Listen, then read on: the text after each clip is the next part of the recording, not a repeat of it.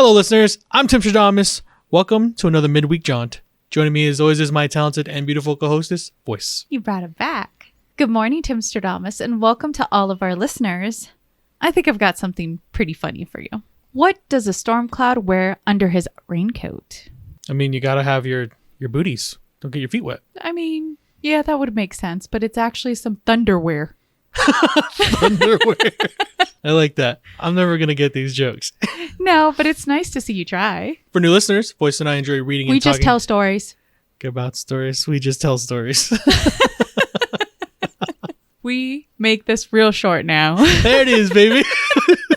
And just in case you haven't followed along with what's been happening the last couple weeks, it's Hydrate Wednesday. So please make sure to remember to drink your water.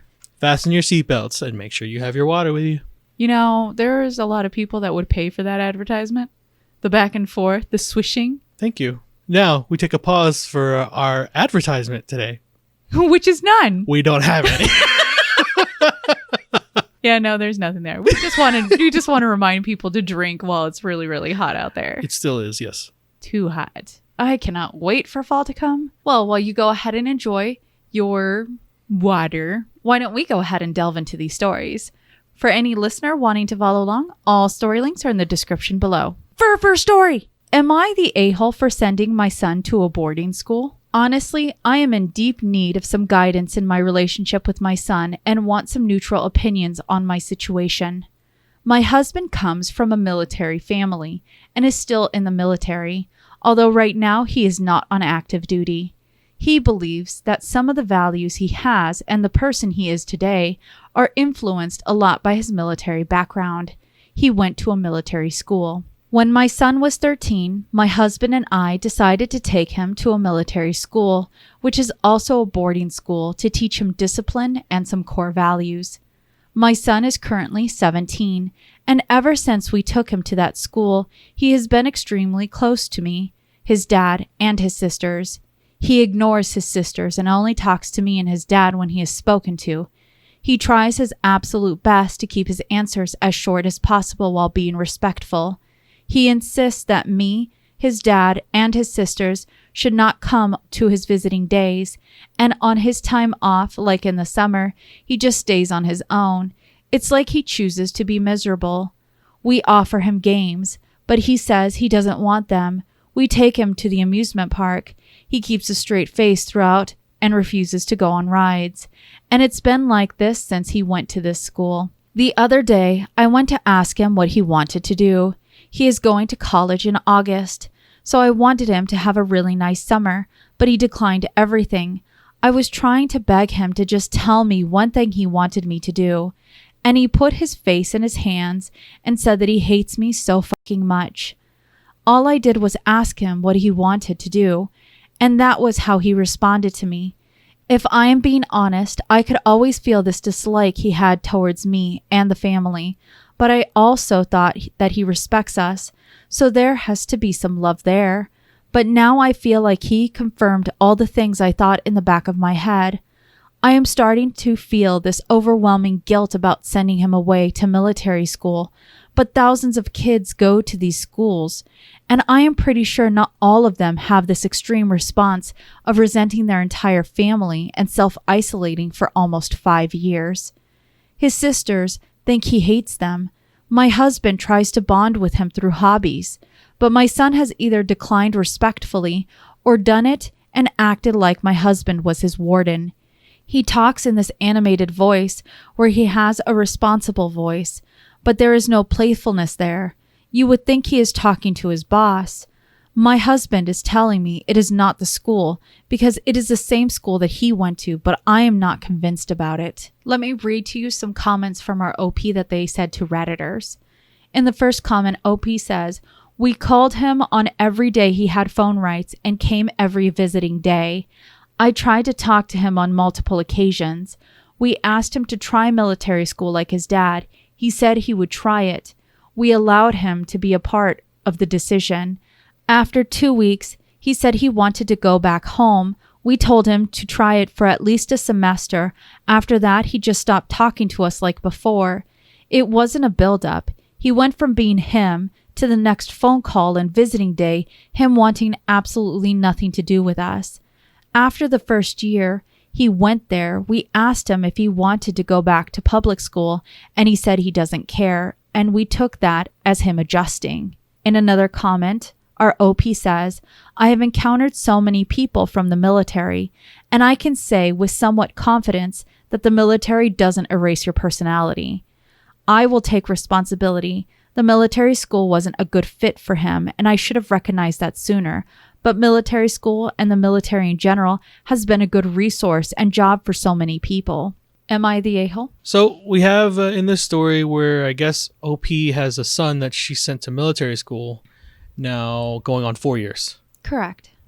He's 17. My question here is, did the daughters go to military school as well? Doesn't seem like it. It was actually something that a lot of Redditors pointed out. The other question I have is, why did he get sent to military school? It sounds like he got sent to the military school because his father went to military school. Not all gloves fit all hands. And in this situation, your son definitely sounds like he did not want to be there, and it did not fit him well. And yes, kids can, that's the best part about all of us.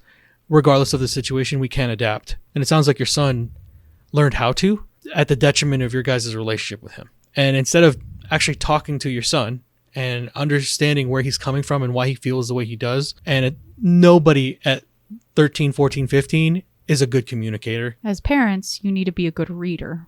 And even then, parents can lack. But if that's what you're getting from your kid, you need to go get help. You need to be given the tools to understand how to navigate this instead of just going, well, hey, let's just throw him back in for another year because it seems like he's just adapting to the situation and it works for him. I think the real problem here for me comes that she's aware that after this, like, wait until the semester, she says that everything about him changes. For me as a parent, to have the personality of your child change so radically would start ringing warning bells well before 4 years into the school. She didn't pick up on that, or she didn't care enough. So what you've created here now is a young man full of a lot of hurt.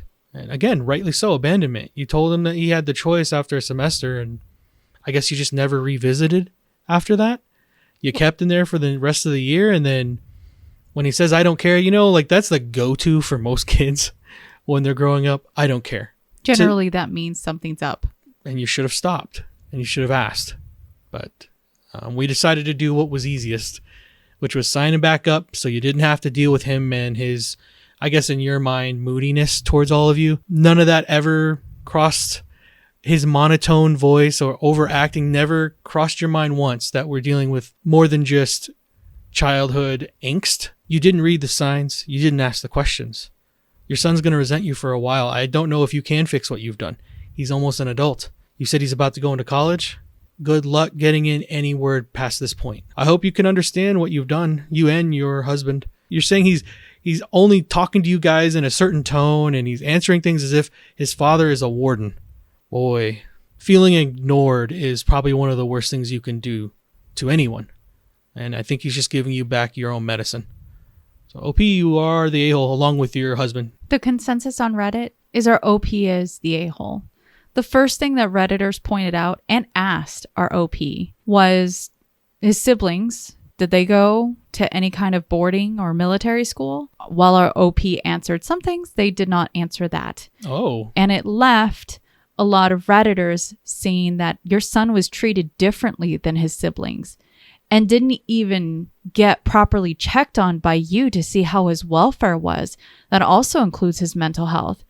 Aside from that, he said he wanted to come home.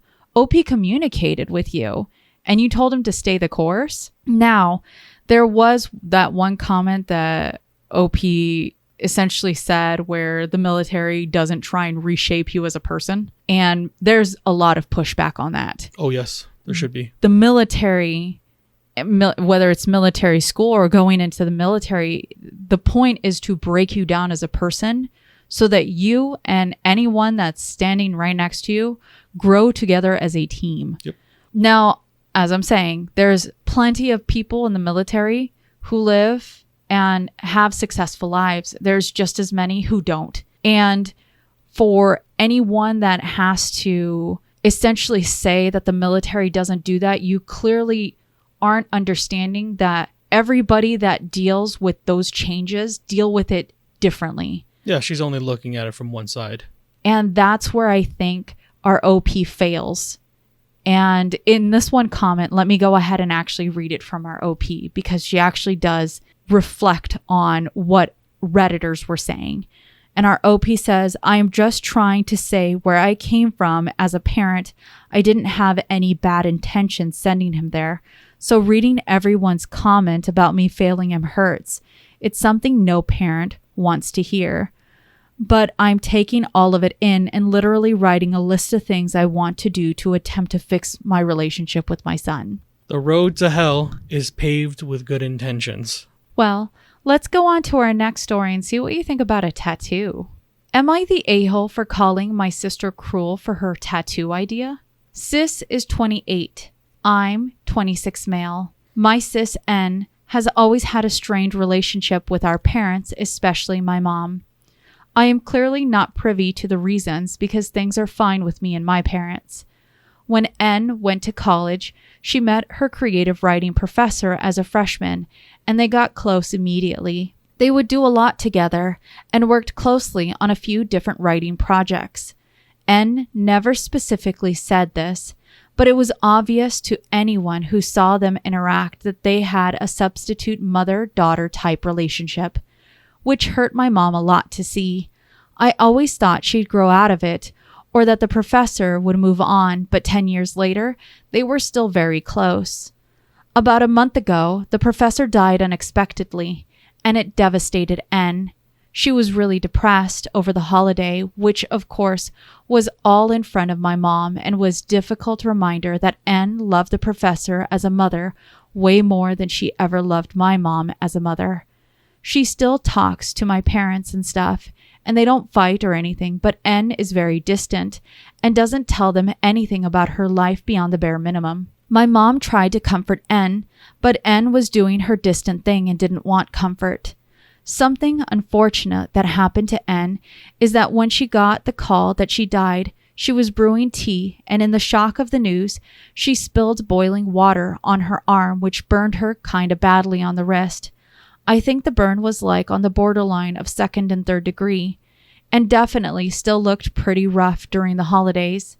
N said it was especially hard because in addition to the physical pain, every time she looks at it, she is reminded of the moment she found out the professor died, which I totally get. I was on FaceTime with N, and she said she talked to her tattoo artist friend who said that the burn should be able to heal well enough to get a tattoo over it. N then excitedly told me about her idea, which is a type of flower that the professor gave her a bouquet of for her undergrad graduation. My mom was so embarrassed that day because she didn't get N flowers, but the professor did, and N was parading them around, so happy, and it was a reminder of their connection. I guess N and the professor exchanged these flowers for every special occasion like birthdays, etc. So now she wants to get a decent-sized tattoo in a highly visible spot of something that will remind everyone of the professor. I told N that this seemed really cruel to my mom, who already feels cast aside and like she's in exile from N, and that's without the constant permanent reminder. N kind of scoffed and said, I can't believe you think you have the right to tell me not to do this, called me an ass, and hung up, and is still not talking to me except for a very brief text saying congrats for a promotion I just got. My parents aren't commenting. My dad said I should have just kept quiet even though he agrees, and my mom made no comment but seemed grateful I stood up for her. I feel like I was just being protective of my mom, but am I the a-hole? OP, you are a classic wiener jacket. At 26, you should have enough perspective in life, I believe, to not believe you can tell anyone what they can do with their life or their body, but you don't. And in the spirit of I'm protecting my mom, we're not children anymore. Your mother is an adult no differently than you are. Your mother should have known that if someone's choosing to love someone, regardless of who they are, that should just be respected. But in her jealousy, she felt, I would say, neglected by you, this is the thing. I'm assuming, just based off of what we're being told in this story, that there was never any type of relationship that was motherly, and that your sister was seeking it and found it somewhere else. We're allowed to do that. You get to choose who your family is. The fact that your mother could not handle that and is still holding on to it past the unfortunate passing of the professor. What good could come from that? None good. That you let your jealousy override knowing that your daughter found someone to love and appreciate. Why can't we just accept that? If our son found someone to be a good mentor, I would just be appreciative. Oh, hands down, yes. I don't get it, and I'm sorry that you, OP, believe that this is an acceptable way to treat family. You, in that moment, should have just respected what your sister wanted to do. That's it. She's not looking for your permission, and she politely told you that. And then she still took the high road and congratulated you on a promotion of some sort. She's still choosing to be the bigger person. I'm shocked you still can't see that. So, yeah, I think your mom needs to go get some help. I've seen this plenty. If someone is upset that something good is happening in your life, it's a problem with them, not you. You're an a-hole. Your entire family is an a-hole. The consensus on Reddit is our OP is the a-hole. For Redditors, it isn't OP's place to tell anyone what they should do with another person's body, especially when trying to shame them from it. And tattoos have different meanings for each person. It's not his sister's fault that the relationship between the sister and their mother is bad, but it's also not his place to butt in. Yep. Now, I must say, and I guess this is more of a reminder, everyone cultivates the relationships that they want with the people around them. In my view of this story, the relationship that OP's mom cultivated with OP's sister was not a good one. It might be where our OP is the golden child here and probably has a really good relationship and got a lot of attention. And his sister more than likely possibly resented that and looked for that type of motherly attention and love somewhere else until somebody did fill that role. And then when OP's mother saw what was happening, it was too late for them to fix. I can't even imagine if you have something like a tradition, such as receiving a bouquet for your graduation and your own parents didn't even bring you anything. It would feel as if you're not appreciated or loved. So I can understand why N has this connection with someone else. Family really is deeper than blood. It is what you make of it. There are two things, I think, in this story that really pointed out to me. The first one is how OP said, I am clearly not privy to the reasons because things are fine with me and my parents. You're all adults. And if you're wanting to butt into the relationship of someone else to try and fix things, I would at least expect for you to know the reasons why the relationship failed to begin with and not use the excuse that you're not privy to that. Because you're butting in, it stops being you're not privy to that anymore. Very true. The other point that I think I have to bring up here is they did it twice, I believe, in this story, where it wasn't our mom, it was my mom. My mom tried to comfort N. And then later on, they said, I feel like I was just being protective of my mom. It's not possessiveness. Sure. It's no longer our mom. I was just trying to protect our mom from her feelings getting hurt. It was my mom. And this is where I lock in on maybe there was some favoritism here because a lot of children who are the favorite child see their parents as being singularly theirs.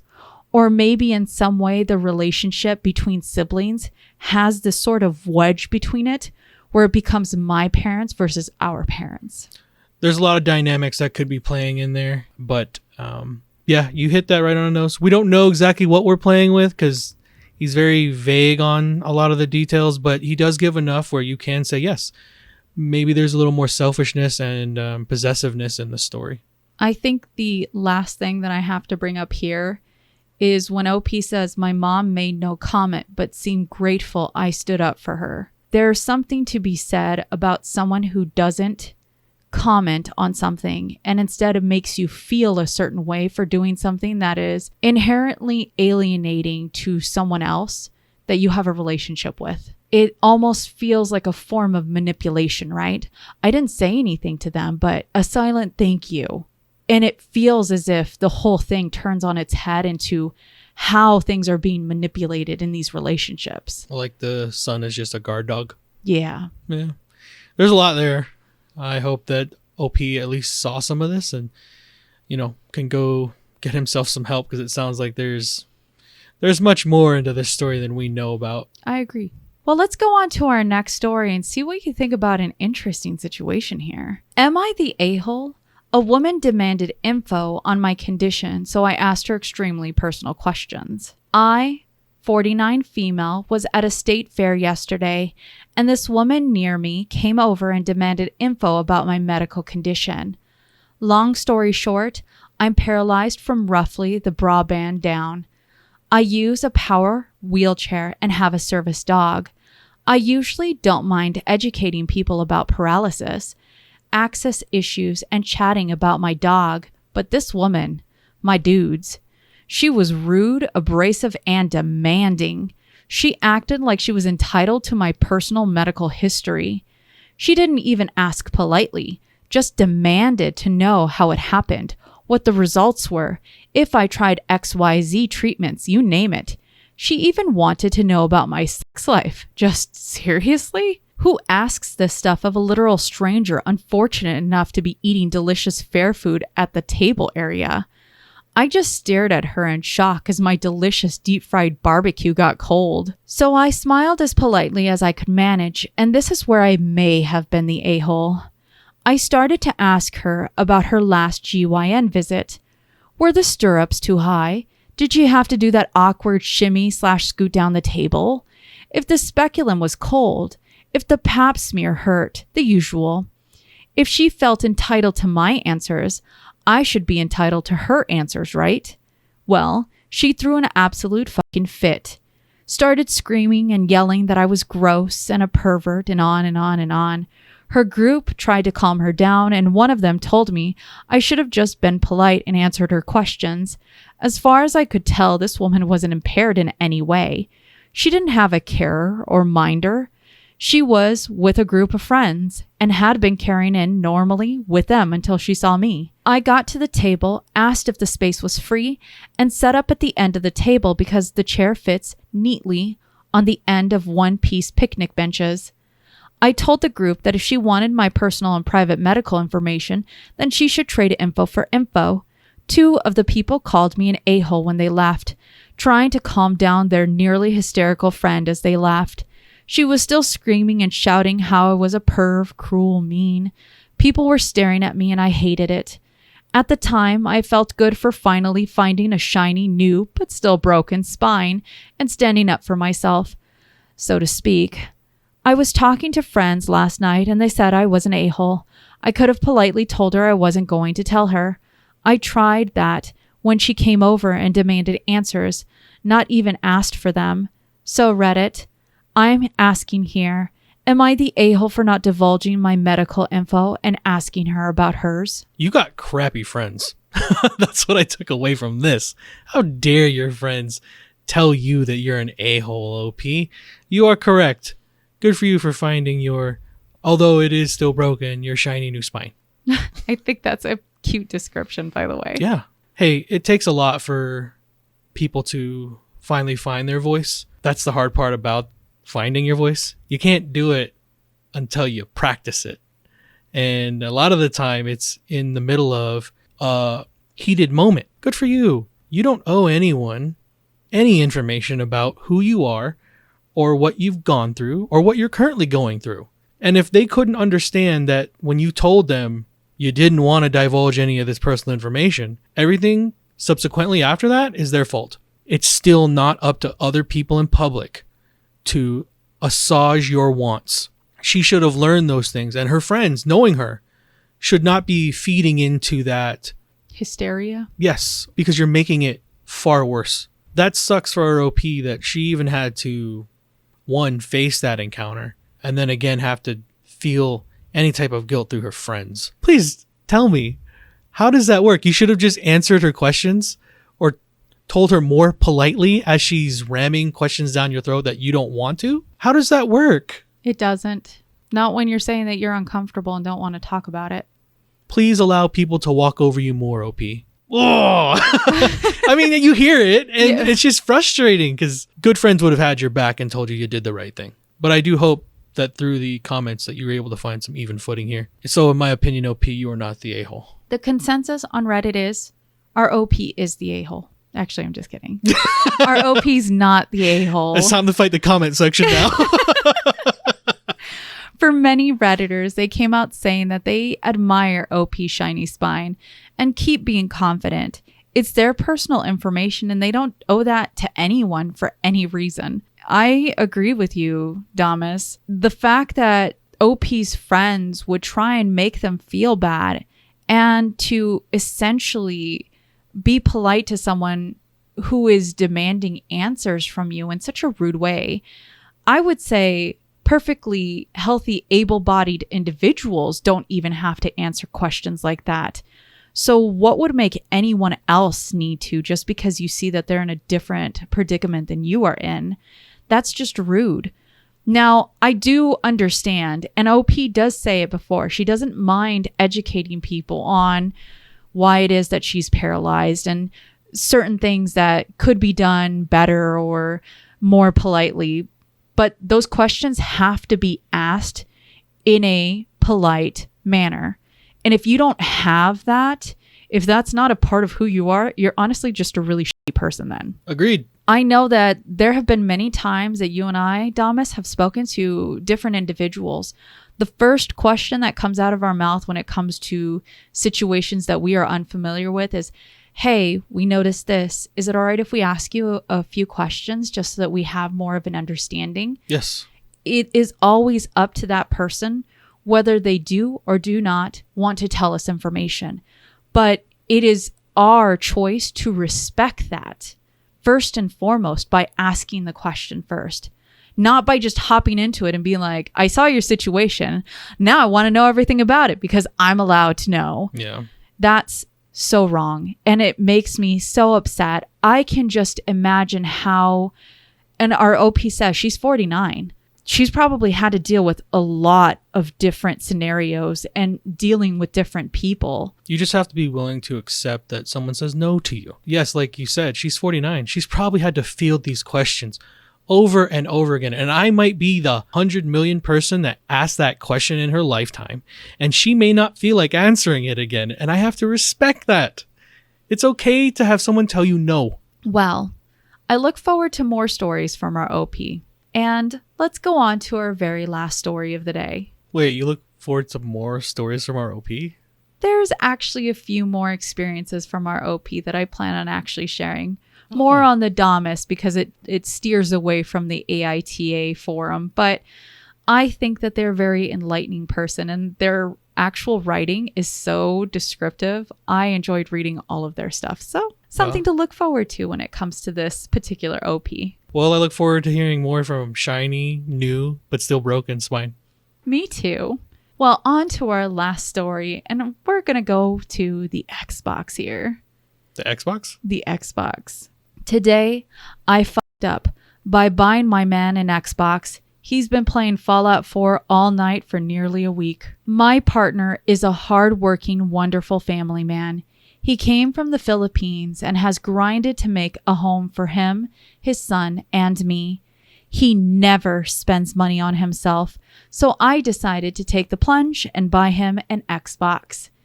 He had bought his son PlayStations before, and apparently he had played them, but finding time was difficult for him, and he's very respectful in not taking over his son's things.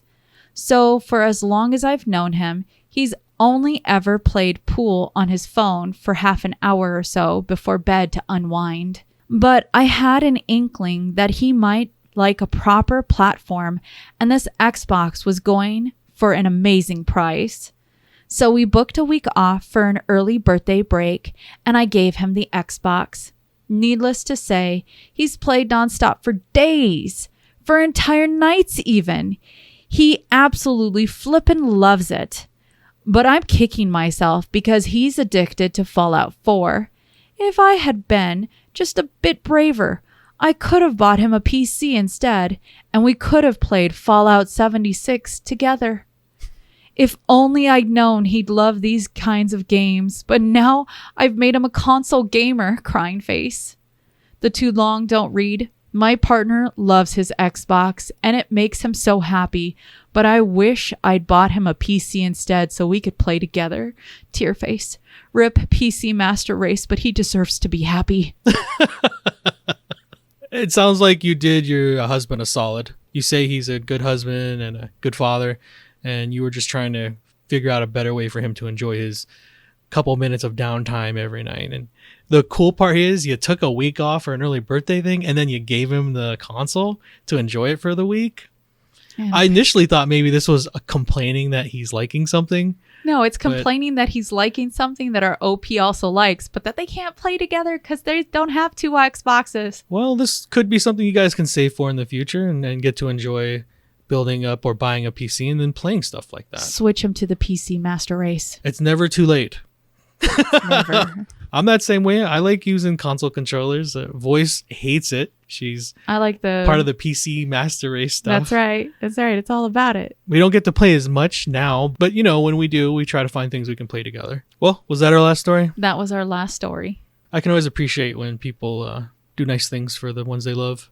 I agree, especially when you know that you have a loved one that has made sure that their family is happy and that their family comes first. I can't tell you how many times I've heard of people who buy things for others, but then they monopolize it for themselves. Yeah, or that they don't buy things for themselves at all, and they're only in service of other people. Sometimes we can get lost in trying to take care of everyone else around us and put us on the back burner to our detriment. And that's why I like spoiling you, Damas. We do it for each other. We try to make sure we balance it all out. I agree. It's good when you have a partner that can understand that and reciprocate. Love in different ways. Well, as our stories come to a close, don't forget, you see in the world what you carry in your heart. If you have enjoyed listening to us read and talk about today's stories, please rate, subscribe, and turn on notifications for new content. We regularly post on Mondays and Wednesdays. And we have our Damas After Dark episodes on Fridays on our Patreon. We sure do. We would also love to thank all of our Patreons for all of your continued support. Yes, we love and appreciate all y'all. Hopefully you love the episodes. Mwah! As always, listeners, we look forward to hearing your opinions in the comments below. What did you think about the stories today? I thought they were all pretty interesting. A lot of audacity went into a lot of these stories. We had the tattoo guy. We had the wheelchair. We had the boarding school. Yeah, there was a lot happening. A lot of people just looking through other people and not taking into account that they are not the only thing that matters in a conversation or in their lives. I guess maybe it just sums it up to selfishness. Yeah, actually, that's a really good summarization. And remember, if you post it, maybe we'll see it on the internet. I want to watch Are You Afraid of the Dark? The show itself isn't spooky, but the intro music gives me goosebumps every time I hear it. Oh, is it the rocking chair? I don't know what it is. It's one of those type of songs that no matter how many times I've heard it, it still elicits goosebumps. Creepiness. Yeah. Perfect. Let's watch it.